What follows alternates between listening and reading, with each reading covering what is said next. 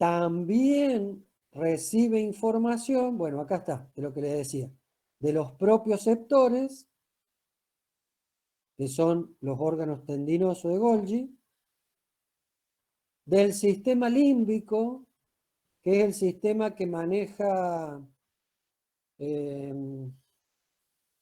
las emociones, que maneja ¿El conducta. sueño? Sí. Hola. El sistema límbico, que es un sistema que maneja las emociones, maneja conducta. Entonces, por ahí, dependiendo de los dolores captados, por ejemplo, podemos aumentar o disminuir la frecuencia respiratoria, o ante un susto que produce un estrés, se aumenta la frecuencia respiratoria, ¿no? Bueno, y principalmente los quimios reciben información de los quimioreceptores periféricos y centrales. ¿Quedó claro? Sí, profe. Bien, por eso después nosotros normalmente estos centros los obviamos y hablamos del centro inspiratorio, ¿no? ¿Por qué? Porque al centro inspiratorio le llega toda la información, eh, le llega toda la información como ustedes pueden ver acá. Ahora bien, nosotros viendo este esquema podemos decir que la regulación de la respiración tiene tres niveles. Un nivel basal o inicial, que está dado en la médula oblonga por el centro inspiratorio y expiratorio. Un nivel superior, que está dado en la protuberancia o puente, que está dado por el centro neumotáxico y el apnéutico. Y un tercer nivel, que está dado por la corteza cerebral. La corteza cerebral, ustedes saben que es voluntaria, ¿no? Que maneja los reflejos voluntarios, es decir, me quiero mover, si bien no pienso que tengo que mover el dedo y la mano para escribir, pero es porque en algún momento lo aprendí, ¿sí? Y después ya se grabó, pero eso es voluntario. Aunque sea inconsciente, es voluntario. Todo lo voluntario depende de la corteza. Y cualquiera de nosotros, si metemos la cabeza bajo el agua, y lo mismo le va a pasar a cualquier animal que respire a través de pulmones, ¿no? Si mete la cabeza bajo el agua, incluido los sapos, los batracios, va a cerrar la boca, o por lo menos si no cierra la boca, va a dar una orden que no se lleve a cabo el proceso de inspiración. ¿Estamos? ¿Qué es lo que Profe, sucede? Sí. ¿cómo se llamaba el tercer nivel que dijo? El tercer nivel es el nivel de la corteza cerebral, Ah, listo, ya tengo uno. que Gracias. es, que es voluntario. Voluntario porque yo puedo dejar de respirar, ¿estamos? Puedo dejar de respirar, ¿sí? Decido no respirar, no sé cuánto tiempo aguanto, pero puedo no realizar los movimientos respiratorios. Muchas veces, por ejemplo, debajo del agua, liberamos aire, jugando o no, para que salgan burbujas, ¿no? Por ejemplo, y acá, ¿qué nos dice entonces? Que la corteza tiene dominio sobre las motoneuronas inspiratorias y las motoneuronas expiratorias. Yo, con mi voluntad, puedo aumentar o disminuir la frecuencia respiratoria. ¿Estamos? Cosa que no puedo hacer con el corazón, por ejemplo, que no puedo hacer con el funcionamiento de los riñones. ¿Sí? ¿Se entiende esto? Sí, profe. Bueno, pero vuelvo. Lo más importante está centrado en el núcleo inspiratorio. ¿Estamos? Porque es ahí donde se reciben los informes de los quimiorreceptores centrales y periféricos, de los propios receptores pulmonares de distensión y el sistema límbico. Bueno, eh, vamos a volver acá. ¿Ven esto? En verde. Esa, fíjense que está cerca, en la parte ventral, está cerca del núcleo expiratorio y del inspiratorio. Esta zona es la zona de los quimiorreceptores centrales, de los quimiorreceptores centrales. Y estos quimiorreceptores centrales tienen neuronas que despolarizan directamente sobre el centro expiratorio y sobre el centro inspiratorio.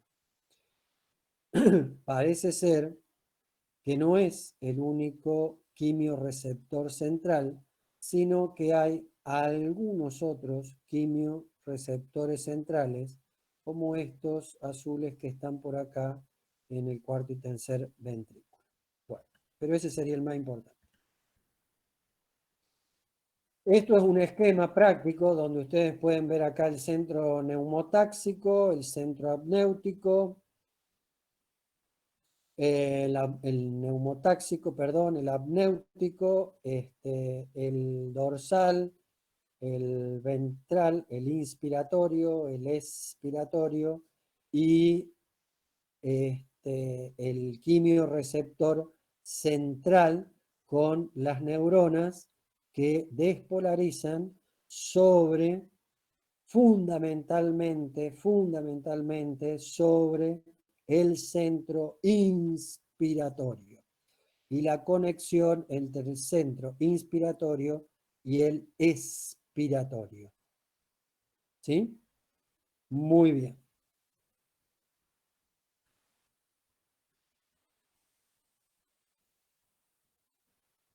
Bueno, este es otro, lo que pasa que no sé por qué lo volví a poner acá.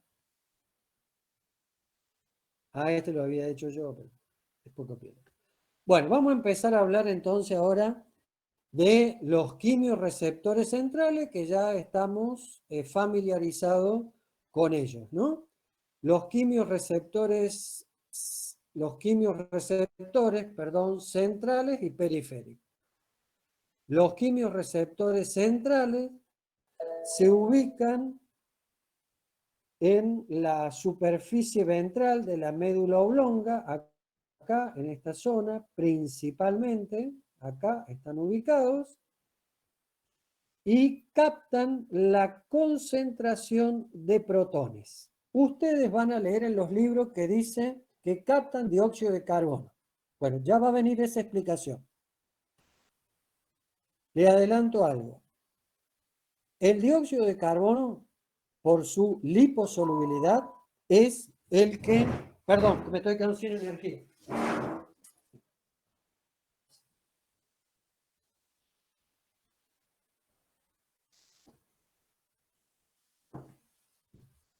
Ahí volví. El dióxido de carbono, por su liposolubilidad, es el que puede atravesar la barrera hematoencefálica, ¿sí? Pero quien estimula a las neuronas del quimiorreceptor es el protón, ¿sí? Diga, como yo digo, ¿no? Está bien, el dióxido de carbono atraviesa, pero el que toca el timbre es el protón. ¿Estamos? ¿Entendió? Profe, ¿puedo volver a repetir? Se me trabó justo, no escuché.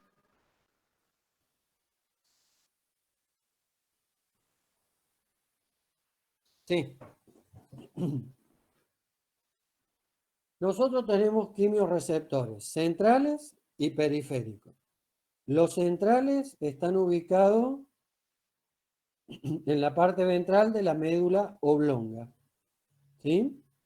Bueno, estos quimiorreceptores captan la concentración de protones. Algunos autores van a decir que lo que captan es la presión parcial de dióxido de carbono. El tema es el siguiente. El dióxido de carbono, por su liposolubilidad, es capaz de atravesar fácilmente la barrera hematoencefálica.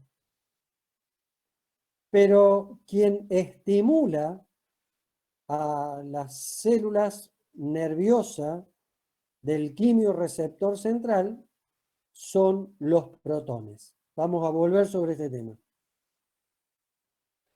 Y los quimiorreceptores periféricos, que están ubicados en el callado aórtico, ¿sí?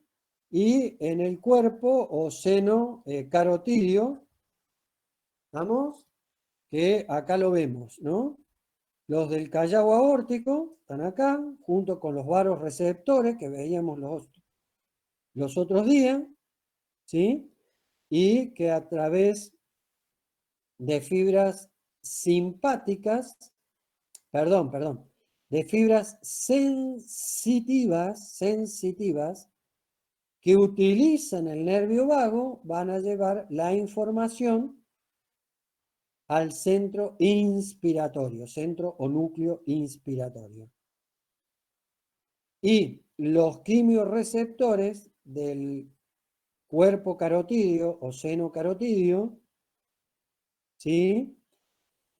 A través de vías sensitivas, pero utilizando el nervio de Hering, ¿sí? Van a llevar la información, ¿sí? Al centro inspiratorio utilizando el nervio, el hipogloso, perdón.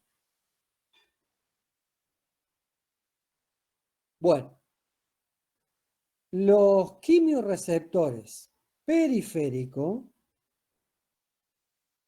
captan la presión parcial del dióxido de carbono, el pH de la sangre, la concentración parcial del dióxido de carbono en sangre, el pH de la sangre, la presión parcial del oxígeno de la sangre y también la concentración de potasio. ¿Estamos hasta acá? Sí, Sí, profe. profe. Bueno, acá está la explicación que yo le daba recién, ¿ven? Con respecto a los quimiorreceptores centrales. Están ubicados al otro lado de la barrera hematoencefálica, Acá tenemos el glóbulo rojo que transporta el oxígeno, pasa el endotelio capilar, entra al fluido, al líquido cerebral, ¿cómo es que se llama? Encefálico. Y ahí en el líquido encefálico, el oxígeno se hidrata, forma ácido carbónico, se disocia en bicarbonato y protón. Este protón es captado por los quimiorreceptores centrales. ¿Estamos? El dióxido de carbono, como les decía antes, por su liposolubilidad, atraviesa las membranas. Pero los quimiorreceptores centrales no captan la presión de dióxido de carbono, sino que captan la concentración de protones. Mientras más protones captan, ¿sí?, mayor se va a estimular el centro inspiratorio. ¿Estamos? Fíjense que acá les dice que los protones que están en sangre no pueden pasar. Sí pueden llegar a pasar cuando hay instalada una acidemia en sangre porque hay un aumento del tamaño de los poros y entonces los protones pueden pasar y aumentar su concentración en el plasma, perdón, en el líquido intersticial que baña las células de los quimiorreceptores centrales. ¿Entendido? Sí, Sí, profe. profe. Bueno. Un detalle. El callado aórtico y los cuerpos carotídeos, o sea, parte de los cuerpos, o a ver, ¿cómo le puedo decir? A ver, los cuerpos carotídeos y parte del callado aórtico, porque callado aórtico es toda la curva de la aorta, la parte de la pared superior de ese callado, tienen que imaginárselo como una esponja. ¿Sí? Vieron que las esponjas tienen espacios. La sangre que sale por la aorta pasa por esos espacios. La sangre que pasa por las carótidas, parte de la sangre pasa por esa esponja que se llama cuerpo carotídeo. Una pequeña porción de la sangre que el ventrículo izquierdo inyecta al callado aórtico pasa por este cuerpo esponjoso del callado aórtico. Una cantidad que es suficiente para que actúen los quimiorreceptores que están sensando permanentemente la presión de dióxido de carbono, la presión de oxígeno y el pH de la sangre.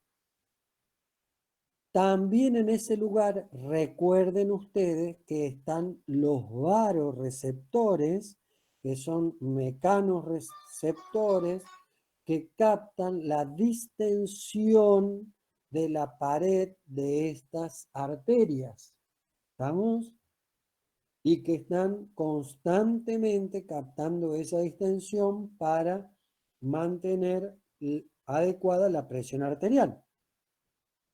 ¿Estamos hasta acá? Sí, profe. Bueno, entonces, después al último vamos a cerrar con un ejemplo. Pero lo que nosotros tenemos que tener en cuenta es que el aumento o la disminución de la frecuencia respiratoria va a estar dada fundamentalmente por la información que reciba el centro inspiratorio. Y que ese centro inspiratorio recibe información. La más importante que recibe como información es desde los quimiorreceptores periféricos y centrales. También este grupo de neuronas inspiratorias va a recibir información de los propioceptores, que son los receptores que están en el músculo, en los tendones de los músculos, del sistema límbico y de los receptores de estiramiento pulmonar. ¿Estamos? ¿Estamos hasta acá, chicos? Entonces, Sí, profe. quiero que a ustedes les quede claro la importancia que tienen los quimiorreceptores en la regulación de la frecuencia respiratoria. ¿Está claro eso?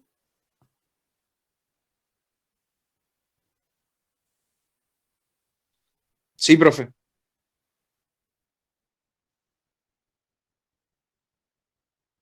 Supongamos que hacemos un ejercicio o que sometemos un animal a un ejercicio, una carrera o lo que quiera.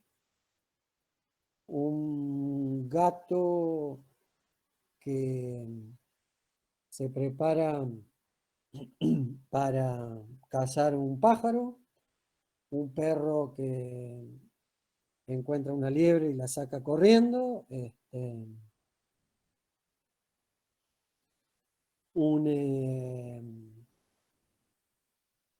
un chimango que hace un vuelo para agarrar, cazar otro pájaro o una rata, un caballo que hace un deporte, un perro en una carrera, lo que quiera.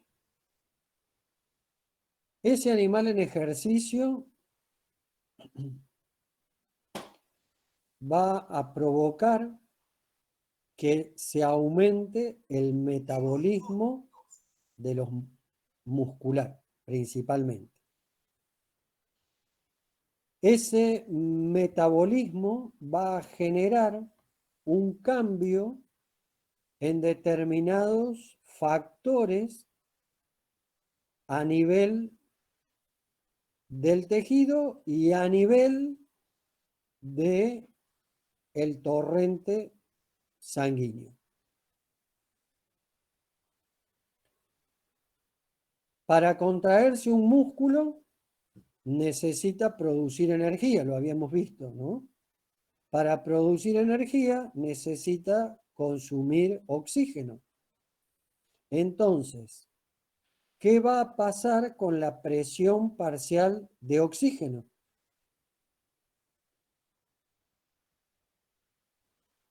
Pregunto. Va a aumentar. Aumenta, profe. Vos pensá en el tejido que empieza a trabajar. Pero, ¿puede repetir la pregunta? En el tejido va a necesitar más. Bueno, una cosa es que necesite más para hacer más trabajo, pero cuando empieza la actividad, ¿qué va a pasar con la Claro, actividad? apenas empieza, ahí va a necesitar más oxígeno. Va a disminuir la presión parcial. Muy bien. la presión parcial en el tejido va a disminuir. Después la vamos a recuperar, pero esto siempre, y esto le va a servir para resolver los problemas de cardíaco. Nosotros siempre partimos de la situación basal, sin otros cambios. La célula muscular, para contraerse, necesita energía. La energía se saca aumentando el metabolismo. Para aumentar el metabolismo, como ya lo vimos, hace falta que la célula le hace falta consumir oxígeno, utilizar oxígeno. ¿Estamos? Entonces, la presión parcial del oxígeno en esas células va a disminuir momentáneamente. ¿Estamos? ¿Qué va a pasar con la presión de dióxido de carbono? Va a aumentar. Muy bien. ¿Qué va a pasar con el pH en ese lugar, en ese músculo trabajando? ¿Qué va a pasar con el pH? Va a bajar. Aumenta. Disminuye también. Va a disminuir. ¿Qué va a pasar con el 2,3-difosfoglicerato? Es un metabolito de las reacciones químicas del glóbulo rojo. Y el glóbulo rojo tiene que trabajar más. Es un ácido. Este aumenta. Y la temperatura va a aumentar porque la reacción exergónica libera calor. Calor que de la célula pasa al intersticio, el intersticio a la sangre. ¿Estamos? Entonces se produce toda esta modificación de metabolitos. ¿De acuerdo? El otro día, bueno, se modifica esto. Esto es importante que se modifique. Es importante que aumente la presión de dióxido de carbono, que disminuya el pH, ¿sí? ¿Para qué? ¿Quién va a captar todos esos cambios? Entre otros. ¿Quién lo va a captar? Los quimiorreceptores. Muy bien. Lo van a captar los quimiorreceptores centrales y periféricos. ¿Estamos? Esa modificación la van a captar los quimiorreceptores. Esos quimiorreceptores, ¿a quién le van a informar de los cambios? La disminución de la PO2, de la PCO2, del pH, del potasio. ¿A quién le van a informar los quimiorreceptores? Periféricos y centrales. Al Centro centro inspirador. Inspiratorio y expiratorio. Muy bien. Le van a informar al centro inspiratorio y expiratorio, principalmente, como lo puse ahí, al centro inspiratorio. ¿Estamos? Y el centro inspiratorio toma estos estímulos, los estudia y elabora una respuesta. Y si ha disminuido la presión de dióxido de carbono y ha aumentado la de dióxido de carbono y ha disminuido el pH, ¿qué creen ustedes? ¿Cuál va a ser la respuesta de el centro inspiratorio? Aumentar la frecuencia respiratoria. Respiratorio. Oh, Sí, sí. muy bien. Aumentar la frecuencia respiratoria. Ahora bien, para que aumente la frecuencia respiratoria, El órgano efector o los órganos efectores son los músculos de la inspiración. Principalmente, ¿verdad? Sí, profe. Bueno, y entonces acá, a través de los nervios intercostales y diafragmáticos, va a llegar la información a los músculos de la inspiración. ¿Y qué van a hacer los músculos de la inspiración?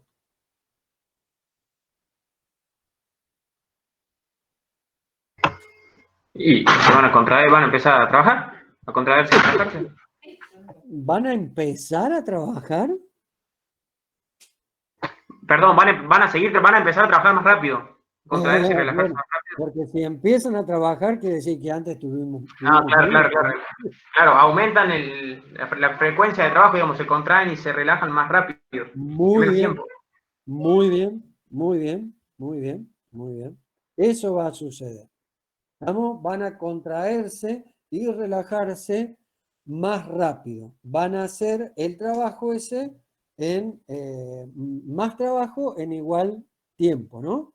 De esa forma van a aumentar la frecuencia respiratoria. Y también puede aumentar no solo la frecuencia respiratoria, sino también la amplitud respiratoria. Bueno, ¿para qué quiero esto yo? ¿Para qué quiero aumentar la frecuencia respiratoria? Para llegar a oxigenar bien los tejidos y, bueno, ahí está la información, la función del sistema respiratorio. Para volver a los valores normales, las presiones. Muy bien, muy bien, muy bien. Para corregir esta situación planteada inicialmente, lograr realizar un aporte adecuado de oxígeno para que ese tejido siga con un alto metabolismo, ¿sí? Y sacar de sangre el dióxido de carbono para tratar de corregir el pH. ¿Estamos? Esto es simple. Yo acá le puedo agregar un montón de cosas. Anoche estaba cansado y no lo hice, pero ustedes acá le pueden agregar un montón de cosas. Por ejemplo, acá, si nos remitimos a cardiovascular, esta situación de disminución de oxígeno, aumento de la presión del CO2, disminución del pH, aumento de la temperatura, va a hacer que se relajen los esfínteres precapilares, que haya vasodilatación y por lo tanto va a aumentar el flujo local para ese músculo que está trabajando y va a tener un mayor aporte, ¿sí? Y estos quimiorreceptores no solo informan al centro inspiratorio, sino que también informan al centro cardiomotor. Y por lo tanto van a lograr aumentar, por ejemplo, la frecuencia cardíaca. ¿Estamos? Van a aumentar la frecuencia cardíaca. ¿Para qué? Y para que la sangre circule más rápido y favorecer, digamos, el medio para que esto, para que el músculo pueda seguir trabajando a un ritmo importante. O sea que de acá podemos hacer un montón de cosas. El ejercicio directamente, si nosotros tenemos en cuenta,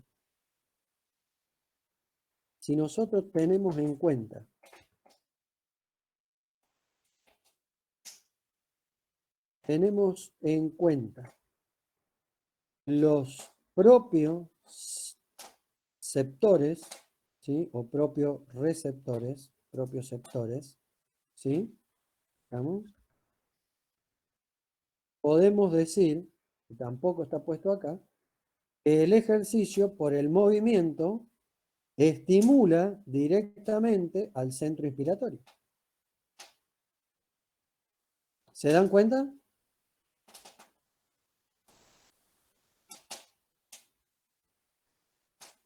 Hola.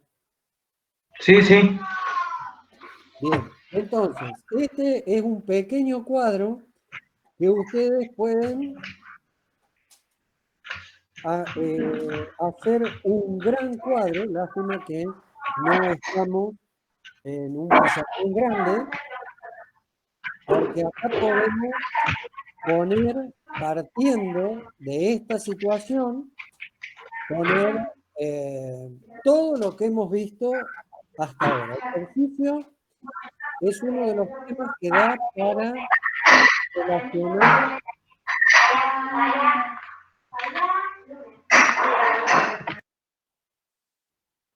para relacionar todos los temas que hemos visto y los que vamos a ver. En Fisio 1 y en Fisio 2, una gran parte. Esto es lo que ustedes, yo esto se lo puse a modo de ejemplo, es lo que tienen que lograr ustedes, ¿no? Por ejemplo, cuando uno en los problemas le pedimos qué pasa en el ejercicio o en una hemorragia con los volúmenes, retorno venoso, llenado diastólico, sistólico, gasto cardíaco, bueno, ustedes tienen que tratar de resumir la información teórica en un cuadro. ¿Estamos? Entonces, siempre partiendo de la situación basal, siempre partiendo de la situación basal. Porque eso nos permite ver los mecanismos en detalle que se desencadenan y nos permite saber por qué se desencadena, por ejemplo ¿estamos? ¿Por qué se desencadena este mecanismo? Porque hay un cambio en estos parámetros. ¿Cómo se hace? ¿Cómo se desencadena? Bueno, el cómo estaría dado porque existen estos quimiorreceptores que captan, ¿tá? Hay un centro que coordina, ¿sí? Que da una respuesta. ¿Y para qué se desencadena? Siempre el para qué va a ser para corregir, estabilizar, mejorar, ¿estamos? Los estímulos que dieron origen a que se desencadene este mecanismo homeostático. ¿Estamos? Sí, profe. Bueno.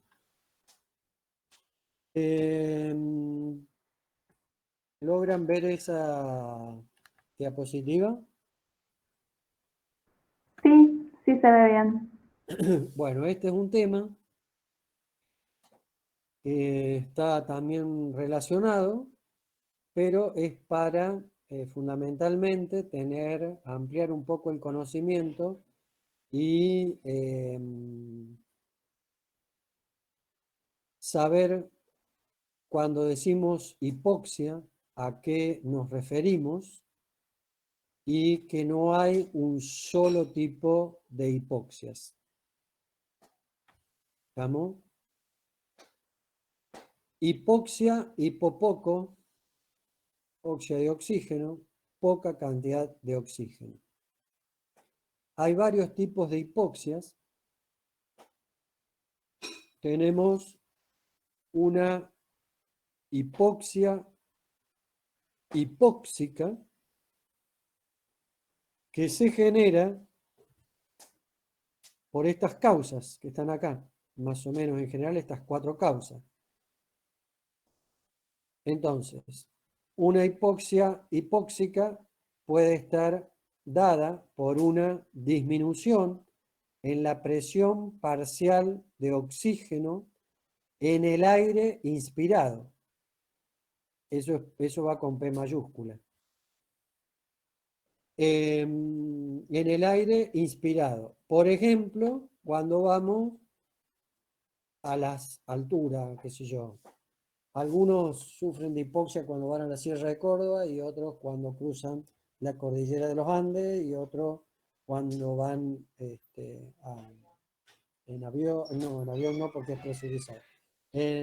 A Quito, qué sé yo, ¿estamos? Ustedes lo deben haber visto en la clase que la presión parcial de cada uno de los gases determina la presión parcial del aire.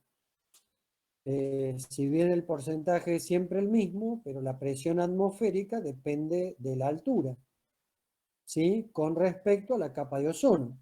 Entonces, a nivel del mar tenemos una distancia mayor que si subimos a 4.000 metros. ¿Estamos? Otra hipoxia hipóxica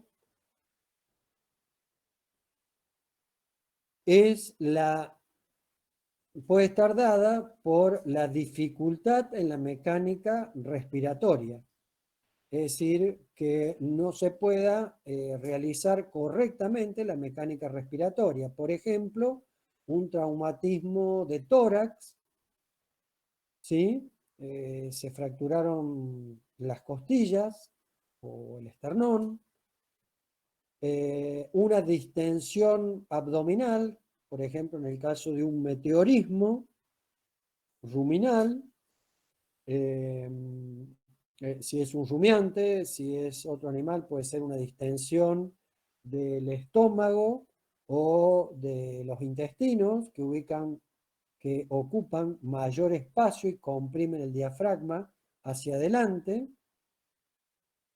Otra causa, un neumotórax, es decir, que se ha roto la pleura visceral o parietal, ¿no? Y entonces se ha colapsado el pulmón por la aspiración de un cuerpo extraño que tapa las vías respiratorias, o por fibrosis pulmonar, que es el endurecimiento de las paredes del pulmón. Otra causa serían afecciones en la pared alveolar, ¿estamos? Por ejemplo, los edemas pulmonares, que aumentan la distancia entre el alvéolo y la sangre, ¿sí? La fibrosis pulmonar, porque acá no va a permitir la expansión y acá no va a ser más gruesa la pared de intercambio. Las neumonías, porque hay un proceso inflamatorio, entonces se aleja la distancia de hematosis. Y otra de las causas puede ser por disminución de la irrigación funcional del pulmón, funcional, es decir, no llega sangre desde el ventrículo derecho al pulmón, hay una isquemia, porque hay alguna alguna arteria del pulmón que se ha tapado, o hay un éxtasis venoso y no llega sangre suficiente, por una hipovolemia. Bueno, este éxtasis venoso también puede estar dado por el propio pulmón o por problemas cardíacos, trombosis, embolia. Bueno, todos estos mecanismos, todas estas causas nos llevan a una alteración de la hematosis, ¿estamos? Ya sea que no se puede o está disminuida la hematosis, y eso se conoce como hipoxia hipóxica. Otro tipo de hipoxia está dada por la disminución en el número de glóbulos rojos, puede ser una anemia, ¿estamos? También puede ser por la disminución no solo del número de glóbulos rojos, sino en la cantidad de hemoglobina, ¿estamos? Bueno, las anemias ferropénicas, hemorrágicas, por hipoproteinemia, por carencia de vitamina B6 y B12, nos van a llevar a una disminución de glóbulos rojos, una disminución en la cantidad y o calidad de la hemoglobina, ¿Sí? ¿Estamos? Nos van a dar también otro tipo de anemia, o también puede ser por, bueno, fundamentalmente eso, ¿no? Por ese tipo de anemias, o que se van a ver alterado el transporte del oxígeno en sangre o disminuido.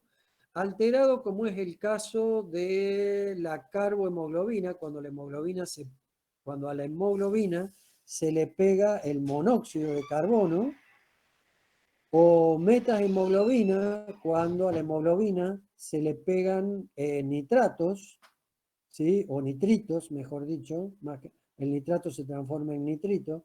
Esto lo podemos encontrar en el agua o en los alimentos.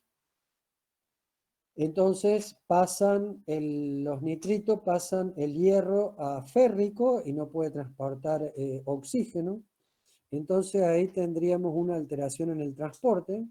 ¿Estamos?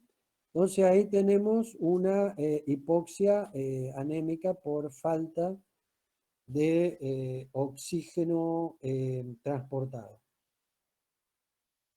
También tenemos las hipoxias isquémicas, ¿sí? O por éstasis, que es directamente por disminución del riego sanguíneo a los tejidos.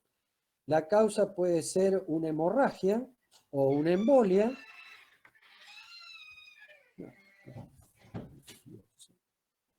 O, qué sé yo, por un shock que produce un éxtasis circulatorio, o un fallo cardíaco, una sepsis que produce coagulación de la sangre, ¿sí? O por un edema a nivel del intersticio en el tejido. ¿Estamos? Entonces ahí hay una alteración del riego o del intercambio a nivel capilar, y esto nos lleva a una hipoxia isquémica. Y el último tipo de hipoxia es una hipoxia histotóxica, que se debe al bloqueo de la cadena respiratoria. Por ejemplo, intoxicación por cianuro, ¿no? Entonces, no hay oxígeno disponible para la cadena respiratoria. Todos estos tipos de hipoxia nos llevan a una hipoxemia, disminución de oxígeno en el tejido. Bueno, chicos, en líneas generales hemos terminado. Pueden quedar las dudas, ¿no? Que me gustaría que después de la resolución de los problemas vayan leyendo respiratorio, para que no se demoren tanto y aparezca la mayor cantidad de dudas posible, y entonces consultarlas para para que ustedes puedan ir cerrando los conceptos que le hemos estado dando entre ayer y hoy. Muchas veces nos sucede que escuchamos y nos parece que todo está claro, y resulta que cuando retomamos el tema hay cosas que no nos resultan claras como en ese momento. Bueno, entonces ahí leer, releer, tratar de entender, de razonar, de comprender. No lo logramos, nos quedan las dudas, bueno, preguntar las dudas. Muchas gracias, chicos.